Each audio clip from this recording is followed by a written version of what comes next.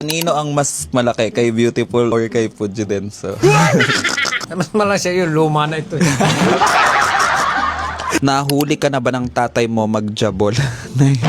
Yung CR namin, ang pinto pa nun ay kortina. Oh, pak! Si Beautiful, naglululo. Paano nyo po inamin sa father nyo na beautiful ikaw? Ask po si Pujidenso if want niyang magkaapo galing sa'yo. Nung pangarap sa'yo ni Pujidenso bago ka maging beautiful, ano bang pangarap niya sa akin dati? And pwede ba malaman kung anong dating buhay nyo noon? Simple lang naman ang buhay. Nakakaan din naman 3 beses isang araw. Simple lang ang buhay dati. Minsan kinakapos din. Wala talagang ganun eh. Hi mga babes! So today magkakaroon tayo ng Q&A together with my Pujidenso Appliance! So nag-post ako dun sa isa kong page kung ano yung gusto nilang itanong sa akin at sa aking Pujidenso Appliances. Yeah, namili lang ako ng mga ilang question at sasagutin namin yan ngayon habang kumakain ng burger at ng putlong. So please welcome my Pujidenso Appliances! Bali tayo, sasagutin lang natin yung mga question nila sa atin. Sasagutin natin dalawa. Kumain na siya, oh. Gusto niya kumain. Bibigyan ko lang kayo ng konting background. 4 kami magkakapatid, lahat yung lalaki. Tapos ako yung bunso at ako ang solong babae. Ito ang unang question, Tay. Paano nyo po inamin sa father nyo na beautiful ikaw? Ay, edi ako pala sasagot niyan. Hindi talaga ako yung usual na umamin, kagaya nung iba na parang, Tay, bakala ako, Tay, binabae ako. Walang ganon. Ganito kasi, player ako sa ibang lugar nun, ng volleyball. Tapos yung mga teammate ko, lahat sila nagpo-poke short. Eh, hindi naman ako ganon dati. So, parang, ako, sumasabay ako sa kanila, nagpo-poke short ako since malayo naman ako sa bahay namin. Ngayon, isang beses umuwi ako sa bahay namin nang nakapuki short. Kinakabahan ako nun eh kasi hindi naman ako open, hindi naman ako out. Tapos malapit na ako sa bahay, nagiinuman sila. Tanda niya yun, Tay? Nagiinuman sila dito, tapos nakapuki short ako. Tapos pag uwi ko, shit! Nagiinuman ng mga tatay. Sabi sa akin ng tatay, pagpasok ko, di ba nakapuki short ako? Sabi sa akin eh, wow, sexy ah. Wala na siya nagawa nun. Yun yung first time ko na umuwi ng nakapuki short. At doon na din parang nag-start, unti-unti nila ako natanggap. To answer that question, wala akong ginawa na pag-amin. Hindi ako nag-open sa kanila na bakla ako, na ganito ako, walang ganun. Pinakita ko na lang sa kanila na bakla. Ito tayo. Paas po si Pujidenso if want niyang magkaapo galing sa'yo. Kung magkakapo ako nang galing sa iyo, hindi nagiging masaya ako. Ngayon, kung hindi naman kaya, di okay lang. Gusto niya ba bigyan ko siyang apo? Meron nga, di bigyan mo ako. Yun! Yeah! Kadiri! So, magiging masaya daw siya kung bibigyan ko siya ng apo. Pero kung hindi naman daw, wag kong pilitin ang sarili ko. Ay, kaya ko naman ay. Kadiri. Pero gusto kong magkaanak. Pero hindi ko gusto magkaroon ng asawa. Next question, paano mo na-realize na kekibals ka at kailan mo napagdesisyon na buto pala ang gusto mo at hindi talaba? Bata pa lang ako, nararamdaman ko na. Alam niya na ba bata pa lang ako? Alam niya na, Tay? Oo, kung baka naman halata, no? Halata. Pero nilalabanan ko yun kasi ayoko nga. Basta bata pa lang ako, alam ko na sa sarili ko bakla ako pero ayoko kasi nga prone ng bullying, discrimination, ganyan-ganyan. Tapos yung tatay ko pa kilalang siga dati. Tapos yung mga kuya ko pa, mga basagulero, mga siga dito. So sabi ko, shit, saan ako lulugar? Dapat hindi ako bakla. Kaso, nung tumagal na, hindi ko na kinaya. Pagod na ako. Lumantad na ako. Ano tayo? Next question. Never ka ba kinahiya ng Pujidenso mo, lalo na sa mga barkada niya? Hindi ah. Hindi ko naman kinakaya, ba't kakahiya? Dati, kahit hindi pa ako nun si Beautiful, nag-iinuman dito ang mga tatay sa labas namin. Tapos darating ako, sasabihin niya sa kainuman niya, ayan, yung anak kong Miss Universe, di ba tayo ginagano niya? Kasi ako nga lang ang solong babae. Hindi niya ako kinaya. Hindi ah. Baka suntukin ko ulo niya kapag kinaya. Sa buong buhay kong pagiging bakla, hindi ko naman na-feel na kinakahiya ko ng tatay. Palagi ko na-feel na proud sila lahat sa akin. Hello babe, if magkakajowa ka ba ng lalaki, tanggap ba ng Pujidenso? Oo naman. Kahit mag-uwi ako ng lalaki dito? Ari. Yeah, eh. Pwede nga. Pwede. O pwede daw ah. Eh, kung babae di lalo magaling ah. Ano na? Kung babae ang iuwi, di lalong magaling. Basta ikakwento ko sa inyo mamaya. Parang meron ako nakitang question about sa girl. Nag-uwi ako ng girl dito sa bahay namin. Pero bakla na din ako nun. Tapos yung reaction ng tatay. Mamaya kwento ko sa inyo. Kanino ang mas malaki? Kay Beautiful or kay Pujidenso? Kanino? Mas malaki siya yun, luma na ito. Mas malaki yun sa akin. Luma na daw yun sa tatay. Tsaka ano na yun, magganit na yun.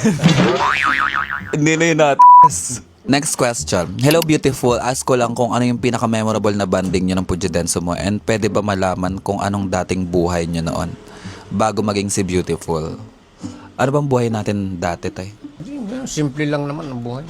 Nakain din naman 3 beses isang araw. Simple lang ang buhay dati. Minsan kinakapos din. Wala, talang ganun eh.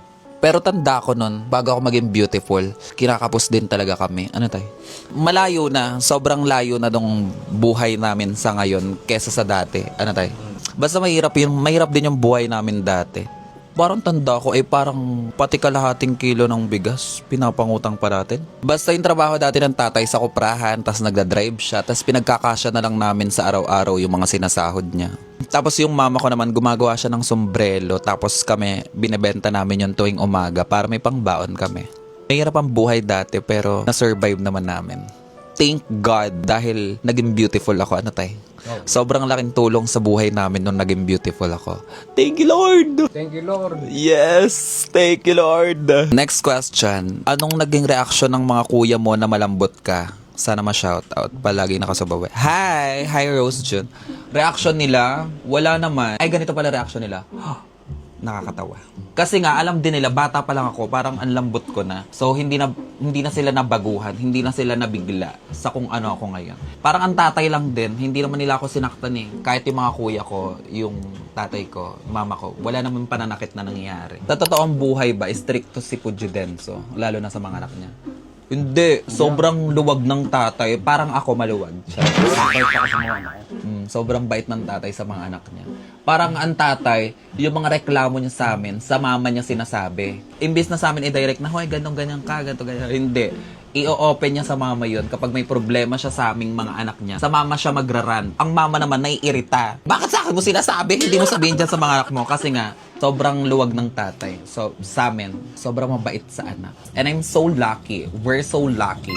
Anong pangarap sa'yo ni Pujidenso bago ka maging beautiful? Ano bang pangarap niya sa akin dati? Sabi, pangarap ko basta't makapagtapos ng pag-aaral. And I made it, mga babe. Ako ang pinakang unang nakagraduate sa family namin.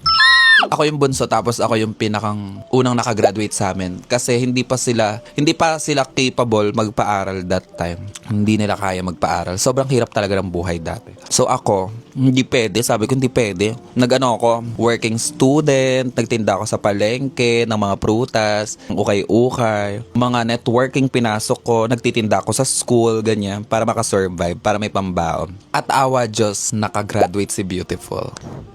Yay! Masaya ba siya nung nakagraduate ako? Ba, siyempre, nakagraduate ka ba? Tapos yung isa kong kuya, mga babe, pinapaaralan ko siya. Ngayon, what's the experience of having a dad like him? Kasi ako nung bata pa ako, I didn't experience of having love of a dad. Hehe, hope you will answer. Sobrang happy kasi 'di ba, bihira sa ating mga LGBT yung sobrang tanggap ka agad ng magulang mo. Pero sa akin binigay ni Lord yun. Na meron akong tatay na tinanggap ako wholeheartedly. Wala nang bugbog na nangyari. Kung ano ka, yun na, sige na. Yan kay, ganon. Diba tayo? Hindi man ako nagalit, tsaka tanggap ko talaga. Wala tayong magagawa. Yun ang binigay ng Panginoon Diyos eh. Wala tayong magagawa. Yes. Tsaka hindi namin to choice. For those who don't know, being gay, being queer, being part of the LGBT is not a choice. Yeah. Eto tayo. Nahuli ka na ba ng tatay mo magjabol? Hindi. Pero dati, nahuli ako ng mga kuya. Kasi di ba yung CR namin, ang pinto pa nun ay kortina. Tapos, bata pa naman ako nun. Pag gano'n ng kuya ko, pak! Si Beautiful, naglululo. Nakakahiya. Pero hindi nakakahiya dahil malaki. Tapos lagi pag nagiinuman yung mga kuya ko, kinukwento niya, Nahihiya ako. Sabi niya, nakita ko nga yun ay laki abo. Ang kuya Mer. Yung kuya kong panganay nakahuli sa akin.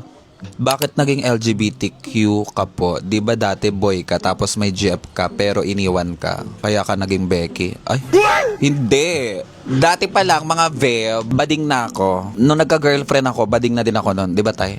Parang nag-uwi ako dito ng girlfriend. Bading na ako tapos ang tatay, may girlfriend Sobrang saya. Tapos naririnig ko ang tatay, lumabas pa yan, no? Tapos pinagmamalaki niya na meron akong girlfriend. Nung time na may girlfriend ako, bading na ako nun. At tanggap naman ako ng girlfriend ko. Hindi ako naging bading dahil nag-break kami ng girlfriend ko. Bading na talaga ako dati pa. Ay, wala akong question, kundi praises kay Fujidenso na super support sa'yo. Beautiful.